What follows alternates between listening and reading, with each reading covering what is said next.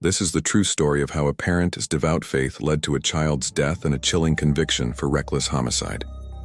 Hello, seekers of the documented and the complex, and a very warm welcome to our channel, Conjuring Files.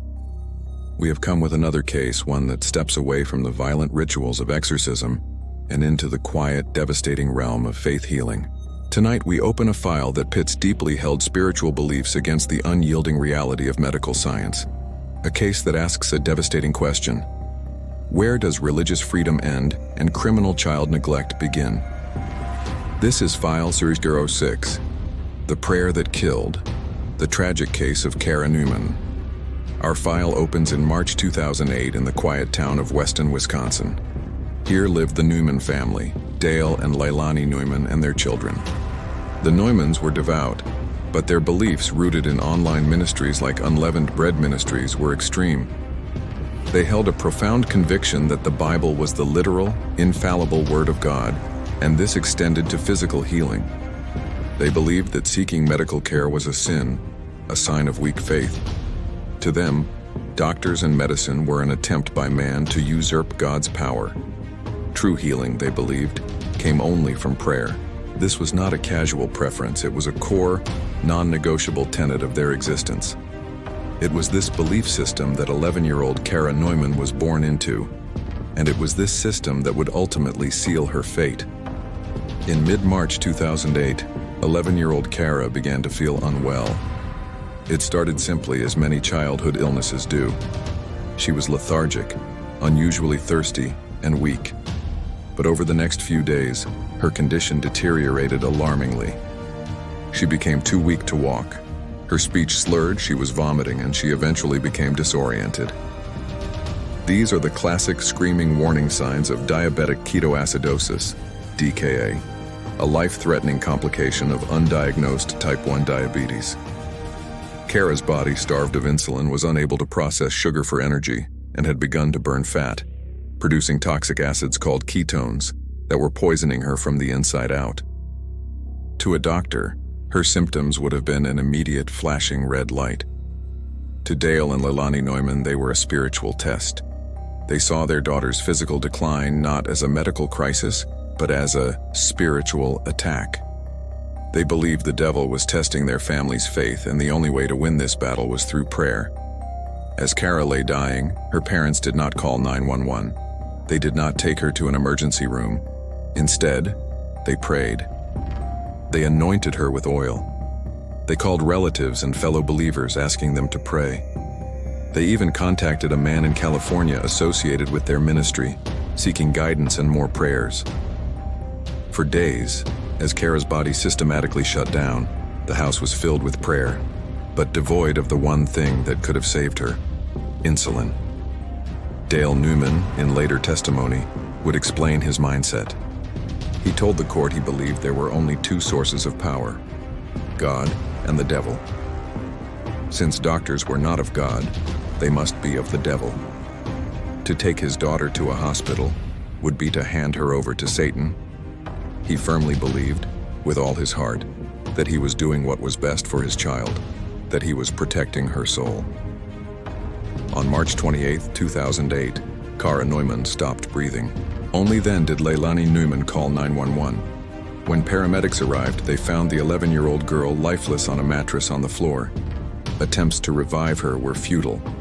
She was pronounced dead at a local hospital. The autopsy was swift and definitive. Kara had died from diabetic ketoacidosis. A medical expert who testified at the subsequent trial, Dr. Norman Faust, stated unequivocally that Kara's death was 100% preventable. He testified that even 12 to 24 hours before her death, medical intervention would have saved her life.